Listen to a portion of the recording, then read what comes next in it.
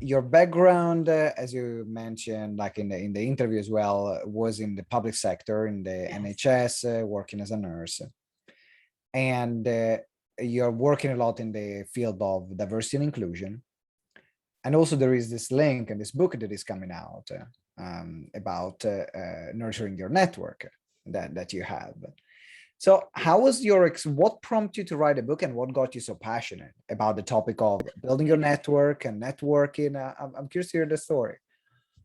So it's interesting. So I've always wanted to have a business, but I've always worked for the public sector, and nobody in my family has got a business at all. And I got laid off from work and used that as the opportunity to start my business. And I've been pretty successful. I've had some contracts. I've had some management consultancy contracts. I do motivational speaking, so I've had some speaking engagements. And I've been in business a year. Just in August, it's been a year since I started my business. I started it in the middle of the pandemic. Yeah, August 2020. Yeah. I started it, and what I did was I thought, who do I know? I want to get some management consultancy. And so I thought, who do I know around that? And I'll tell you what I did afterwards. But the reason I wrote the book is that people ask me, how do you get your contracts? How did you get that speaking gig? And then I had to really think about, I thought, well, how did I? Because I'm not, I'm not that structured. Because it's true, there are people that they work years.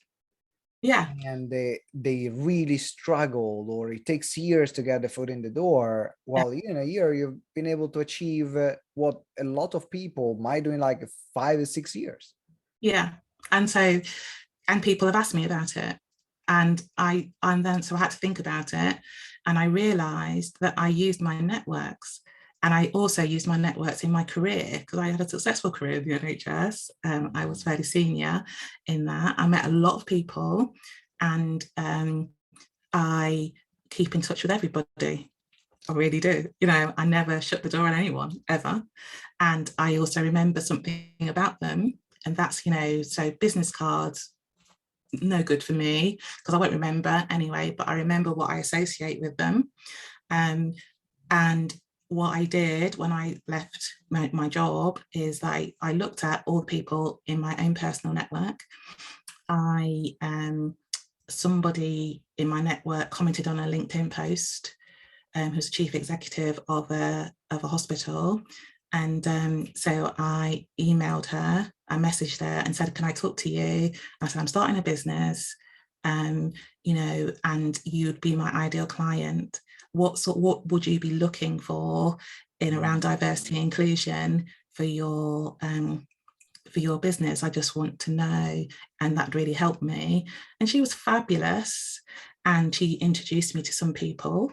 And then about 2 months later, the person she introduced me to offered me some work, because they had a need at that time and they remembered that I had that conversation. So what I want to say is, I didn't go there saying, give me a job. I said, I need to know that my customer will be somebody like you. What are you looking for? So then I can tailor my services towards that. And she introduced me to some people. And she gave me 2 contracts, not 1, but 2 contracts. Wow. And that really worked for me. Well, it is really powerful, even dissecting the story. And there are a few things that I picked up from what you shared. One is that you never close a door. So if you find someone, you create a connection with someone, you keep in touch with them regularly, keep having conversation with them regularly, and for no particular agenda.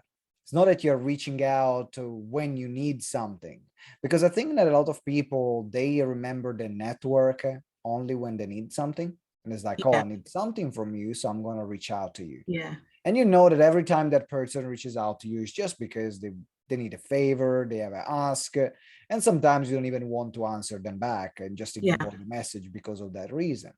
But if you actually receive messages from a person who generally cares about you, just generally want to keep in touch, you don't even to be best friends and talk every day, but just someone that touches base regularly and say, hey, how you doing? What's going on in your life? Hey, have you seen this football match? Or have you seen the other thing? Have you seen? whatever it is, then it makes a huge difference. So that's I can see why you decided to write a book, because I definitely, a lot of people would have asked. So I know that there are some people that said that might be listening right now, and they say, well, but I find networking boring, or nurturing one network boring, or I don't want to. I don't know if I can express in better words than Yeah, that's sometimes what I absolutely. think about.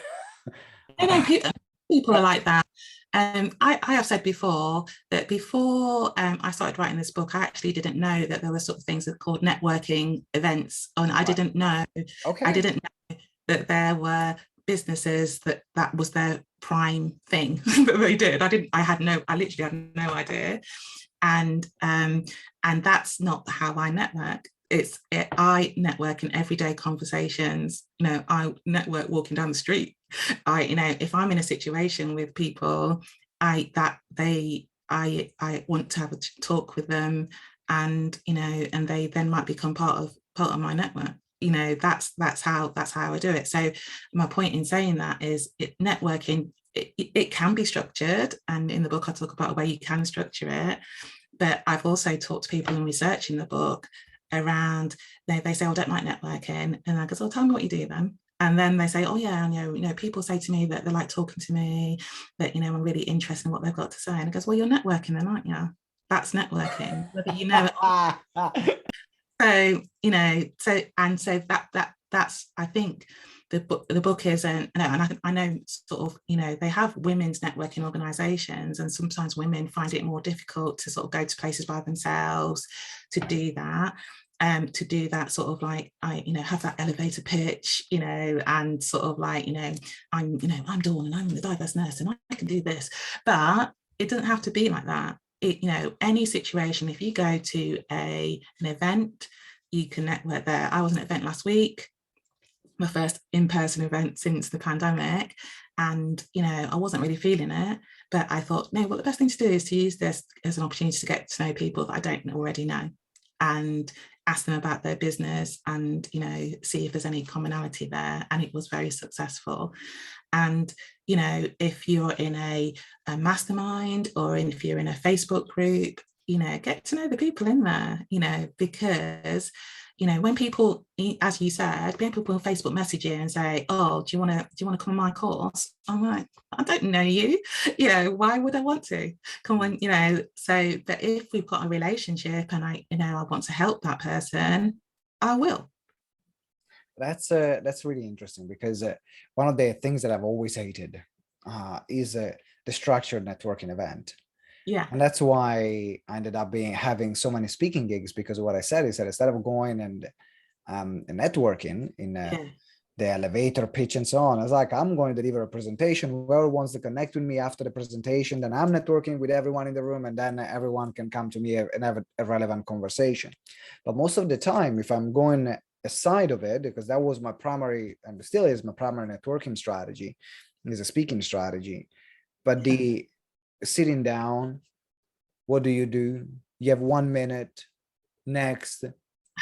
I found it like one of the most dull processes. And there are some people, I don't know, people that enjoy it, but it never gave me like anything in element of human connection. It's Yeah. like, how much can you connect? And in fact, I ended up when I was doing this kind of networking events, or I was at one and I had to participate. I remember that I was just steering the conversation completely away from business, because I know Yes. that every time everyone would have asked about business, and I can read your business card. I ain't stupid, okay? But I don't know you. And if I Yeah. can connect with you on a human level, then there are way more chances we can do business together. Absolutely.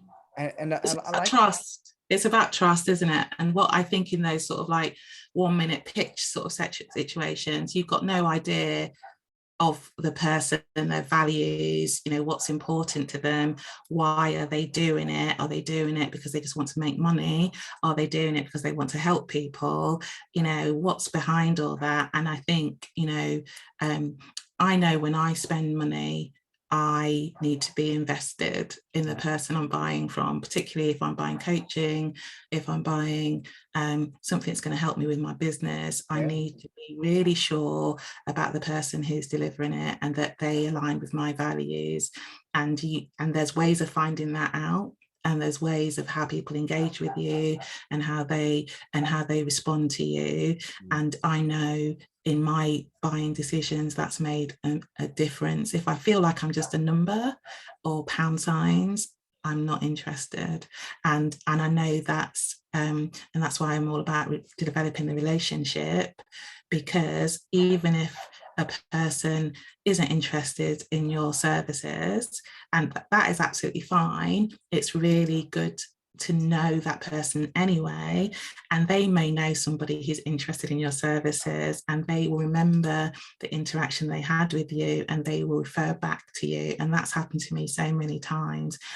I just wanted to go back to what you said about speaking as a networking strategy, because that is one of the strategies. Like, I am a motivational speaker, I do speaking, and I know, and I do it paid and I do it for free.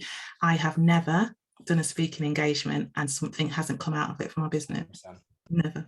It's 100%. It always happens, because always happens. you never know who is listening, and Exactly. you're networking with 10, 20, 100, depending on the size of the room, people at the same time. Yes. And what I think that the normal, there is something that you said about creating connections. And I think that sometimes people approach networking in the wrong way, because they approach networking as a way to get in clients, Yes. instead of as a way to getting to know people. Yes. So what do you have to say about that? I think that, networking can help you get clients, and it's the way that I have got clients, but I don't think that should be your primary objective. I think the primary objective is to get to know people and connect with people, find out how you align, and then the clients will come. The clients will come. If you go in, obviously, if you've got a meeting with a client and you want to sort of pitch your services, fine, but you have to do due diligence around the client. You need to know everything about them, what they're interested in, what they do when they're not working, have they got a family, why, what's in it for them. And to do that, you have to sort of like go beyond the sort of like the bottom line, the why would they, I say this all the time, people might be disappointed that people aren't engaging with them, and I like to turn that around. So why would they engage with you? Why would they? Why would they buy your service? Why would they engage you? Have you let anything of yourself out, that and how you want to help them? And people, like I said earlier, I make buying decisions because I invest in the person and invest in the relationship, and I think it'll be mutually beneficial. And that's been my experience, that people that have bought my services have seen something in me that aligns with their values and what they want to do in the world.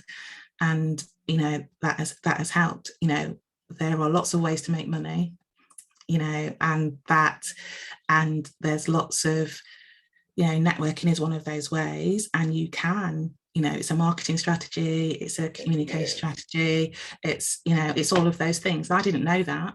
And what I knew is that as a result of connections I'd made, that I have got business out of it. And so other people can too, but I would say you have to do it authentically. You have to do it with a giving heart and not expect anything from it.